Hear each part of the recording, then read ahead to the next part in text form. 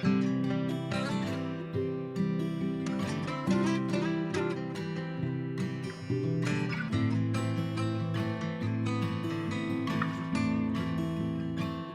back to my house, everybody. Today, we're making chocolate cake. Do you like chocolate cake? This cake is perfect for birthdays. It's perfect for holidays. It's perfect for breakfast. It's perfect for any time. And it's so simple. You need a list of ingredients because we're making this cake from scratch. Now, I've uploaded a recipe for you down in the description, and everything in that recipe makes one batch of cakes, right? But today I'm doubling it. So if you're looking at the PDF and you're like, that looks like more than 2 eggs, it is. I am baking cakes for a bake sale for the Women's Club for tomorrow. So what you see me add to the bowl, just know I'm doubling everything, and yours is going to look slightly less. But the recipe is down in the description box if you want to print that out and make this cake at home. It is so good. It is so chocolatey. It is so moist. It's delicious. And what's really good is that you can do this as a plain chocolate cake, or you can add in all kinds of mix-ins like chocolate chips, pecans, walnuts, caramels, butterscotch chips, all kinds of stuff to change the flavor profile of this cake and make it your own. So I think that's really cool too, right? Okay, so are you ready to get started? What you're going to want to do first is turn on the oven 350 degrees. And you're going to want to grease your pans with like some cooking spray or some butter. Today I used olive oil because that's what's in my sprayer, right? And I'm using a whole bunch of little baby like loaf pans from the Dollar Tree because I want to make multiples of these to take to the bake sale. But you can use 2 9-inch round pans. You could use 2 loaf pans. Usually that's what I do because I make me a cake and I make my parents a cake, right? So me and Harlan can have a cake for the week and they can have one too. So 2 loaf pans. Or you could cook this cake in a bundt pan too. It would turn out fabulous.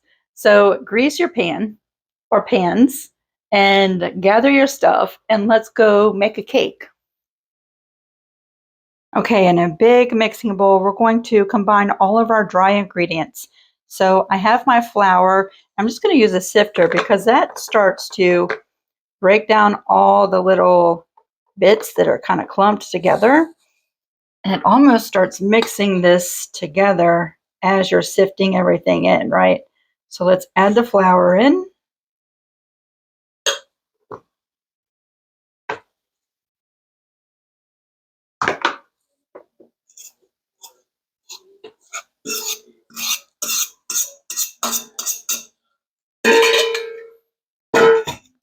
And we're going to add our sugar.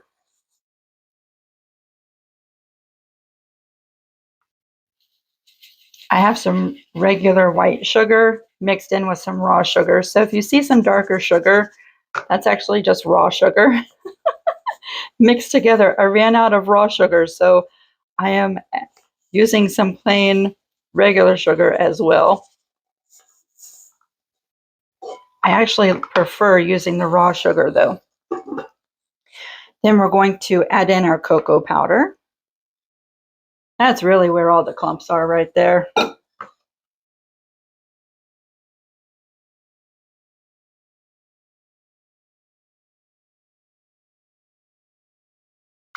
We can add our baking soda and baking powder and our salt, which I have not pre-measured out. I'm using a sea salt, but you can use a kosher salt. The cocoa powder was just the Hershey's unsweetened cocoa powder. The flour, I used King Arthur all-purpose flour. See, we have all those little bits. That would not be good if we bit into a cake from the bake sale with one of these little bits in there. So I'm just going to break those up.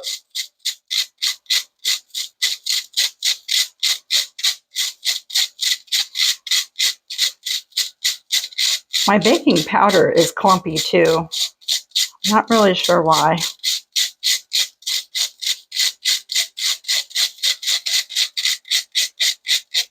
My sea salt is on the larger side. See that?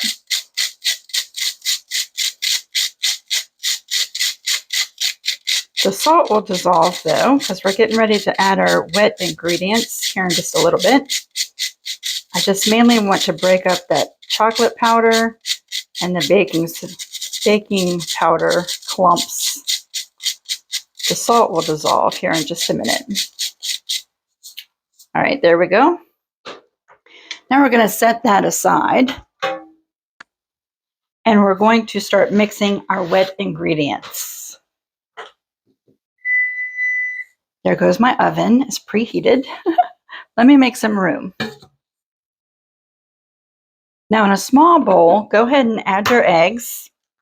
If you use room temperature eggs, your cake will be fluffier. So these are our fresh eggs. And they've been sitting out on the counter. I just gave them a wash a few minutes ago, so they're ready to use.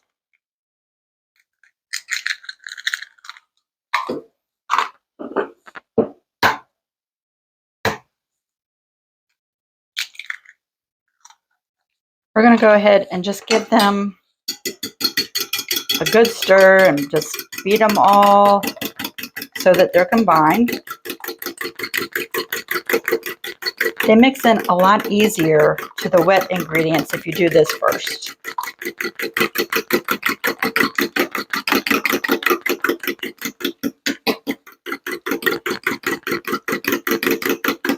Okay, so there you go. We can bring in another mixing bowl. Into this bowl, we're going to add our milk,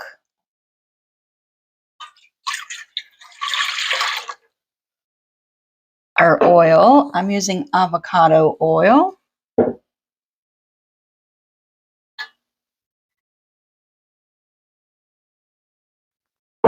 This part doesn't look very appetizing, does it? We're going to add our beaten eggs in there.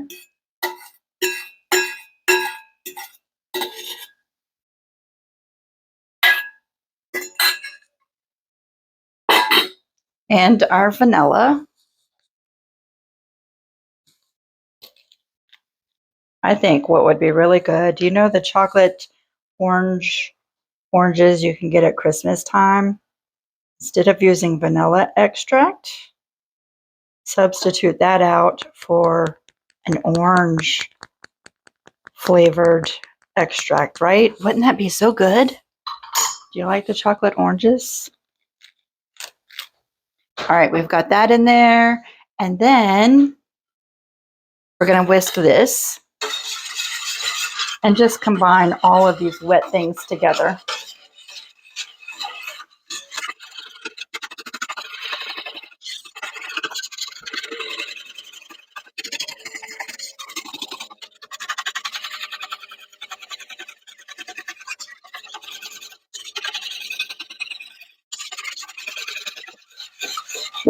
Okay, so we have our wet ingredients stirred up. We're going to bring back our bowl with our dry stuff, right? And we're just going to combine the two.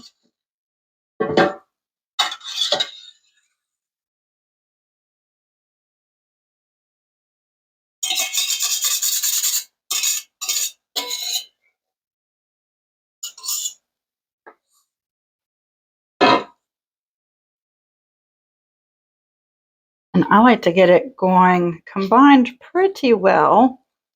And then we're going to add our coffee. If you don't want to add coffee, you could substitute that for water. If you use coffee, it's going to give the chocolate an even more richer, darker, more chocolatey flavor to your cake, right? So what I've done is before I even got started, I brewed some coffee. And it's just been sitting over there cooling off a little bit. You could add the hot coffee to this, right? But I want to add some mix-ins, like some chocolate chips.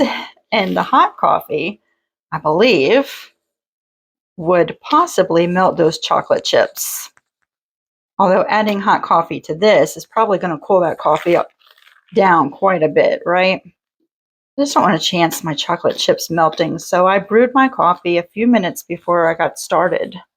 and it's been cooling off some. Again, if you don't want to use coffee, you could use water.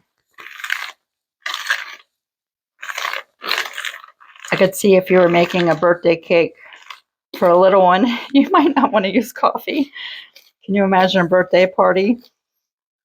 The whole bunch of little ones all hyped up on chocolate coffee cake. We're just going to combine this until it's nice and smooth, right? I really want to scrape the bottom.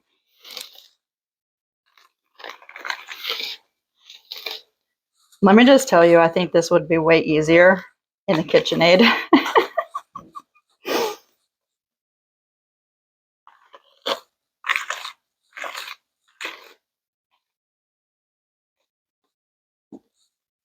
All right, so there we go. That looks pretty good. Doesn't that look good?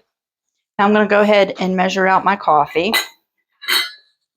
And it's just lukewarm now.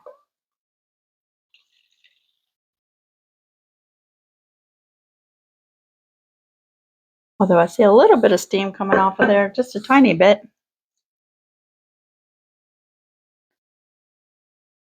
And we're going to stir that in.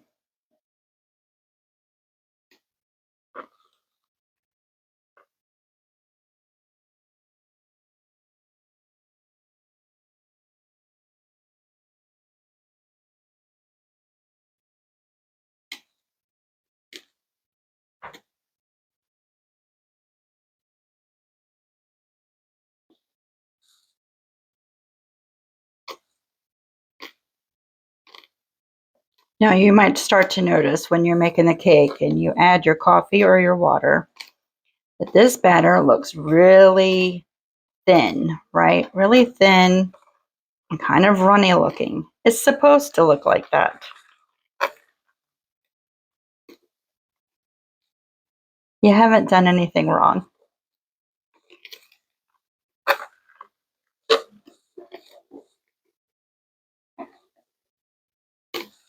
I'm feeling the side of the bowl. It is, since I let my coffee sit for a few minutes, it was cooled off enough. I could add chocolate chips to this, and I wouldn't have to worry about them melting. But I was thinking for the bake sale, some chocolate chip pecan cakes. Doesn't that sound really good? I think that's what I'm going to do. But I think to distribute the chocolate chips and the pecans evenly between all of these little cakes, I think I'm not going to add them here, although you could. I think I'm going to go ahead and pour this batter into my little pans and then just spread over top the chocolate chips and the pecans. That sounds like a good idea. All right, this is really well combined. Very smooth and shiny looking. Just want to make sure I haven't missed any bits.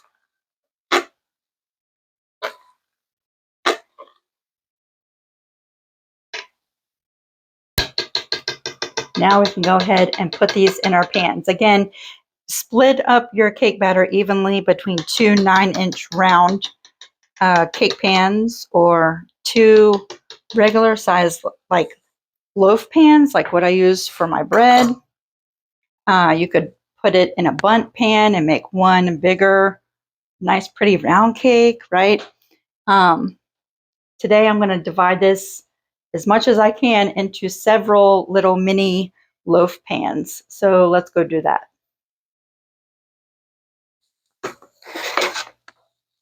Now I'm going to try to do this without making too much of a huge mess. But I thought it would be easier if I put out like 2 sheet pans. I just lined the sheet pans with some parchment paper because I already know I'm going to make a mess. Be easier to clean up when I'm done. And I just have these all out and I've sprayed them, right? So to be honest, I'm not even really sure how much cake batter to put in these. This cake does rise it's not a super huge rising cake. Like when I make it in a loaf pan, it doesn't really come above the top of the loaf pan, you know, but it's a nice rounded top.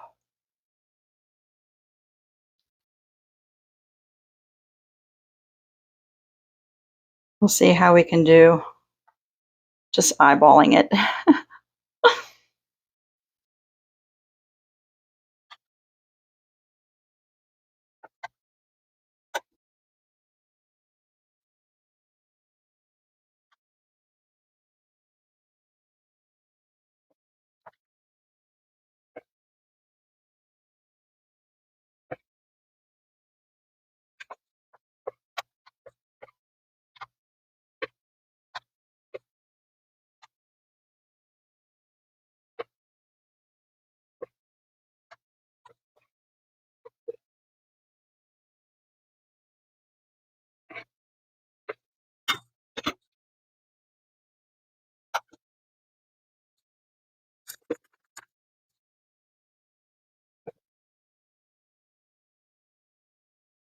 Okay, so since I make a huge big mess, let me get a little paper towel here. I watch too much Gordon Ramsay, and because these are going to a bake sale, kind of want to just clean them up a little bit. I made a huge mess. And I'm almost thinking maybe I spread them out too thin.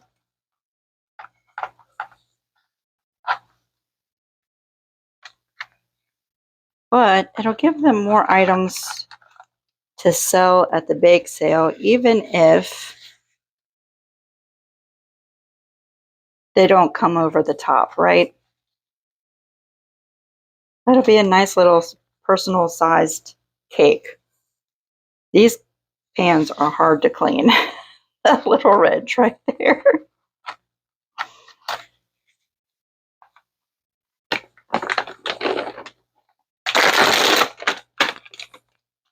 All right, I feel like I gave that my best effort cleaning the rims up, and I think it's okay for the bake sale. Now, I don't want to add nuts to all of them because, you know, some people can't have nuts, and I'm going to label each one of the cakes what's in it, right?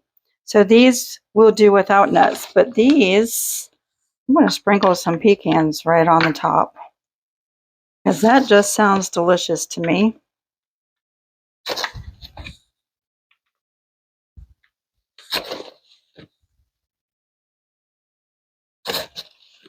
Even if you had some caramel bits, you could make a turtle cake. Wouldn't that be so good?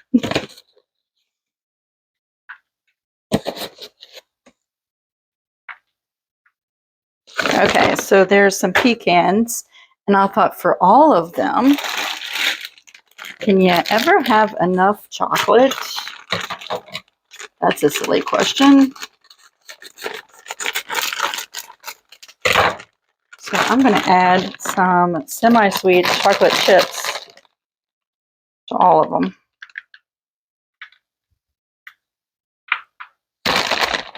So these will be chocolate chip cakes.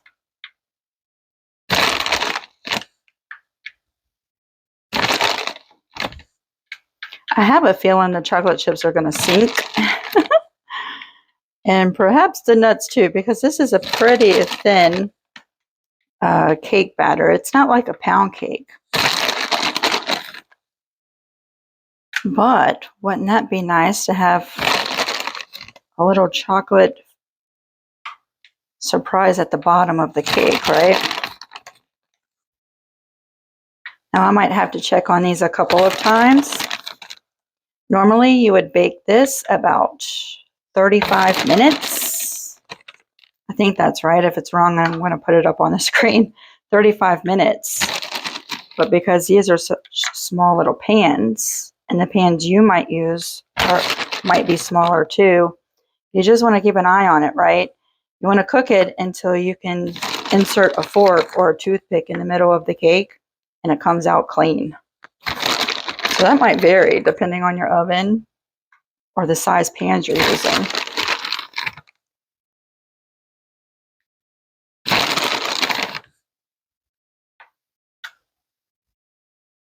There, that looks really good.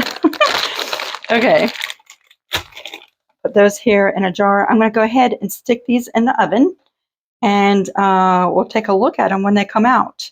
I'm going to have to keep a really close eye because like that one doesn't have as much as that one does. And I don't want any of them to burn. Let me go stick these in the oven and we'll be right back. Okay, it is time to take our cakes out. I was quite surprised, y'all, because these actually took about 37 minutes in my oven. I thought it was going to take a lot less time. I'm just going to set these over, let's see, I'm going to move them onto this little cooling rack. And I was pleasantly surprised with how much they rose up in these little pans because I felt like I was not putting that much into the little pans, but this will be perfect because I want to put saran wrap over the top so that they can see the cake in the pan, right? But the saran wrap won't cling so much to most of them.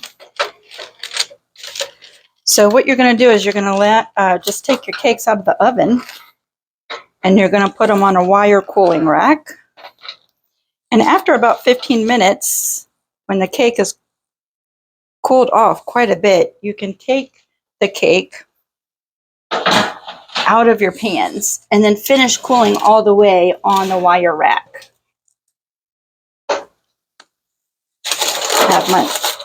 You can't see me, I'm over here. And I'm not going to have enough room on my racks for all these cakes. But if you see that, can you see that? You can see the pecans on the top. Now the chocolate chips have melted into the cake. And you see this one right here, I poked it before it was ready. I poked it at 35 minutes and the fork went in too much, right? But at 37 minutes, it was perfect. So I'm going to let these cool off and yeah, this will be perfect for the bake sale. That looks fantastic, right? You should smell my house right now. It smells like chocolatey goodness. All right, I'm going to let these cool off completely. Now, this one right here is one without the nuts that about 25 minutes in, I poked a fork in to see how they were doing, and it sunk all the way in. So guess what? I guess this one has to stay here with us. And I'll do a little taste testing before I bring all of these cakes to the bake sale, but I already know they're delicious. But it looks like we might have to keep this one. I'll take this one out of the pan, we'll take a look at it, and I'll cut open the cake and you can see how moist it is after it's cooled down enough. Okay, it's been a good little while and all my cakes are mostly cooled off. Just the very bottom is still warm, so I haven't wrapped those up yet. But let's taste test the one that I poked all the holes in before it was done. We can't bring that to the bake sale, right? Only the pretty ones for the bake sale. I'm just going to run my fork right down the sides. We're going to plop this right out. We're going to plop it right out on this little plate.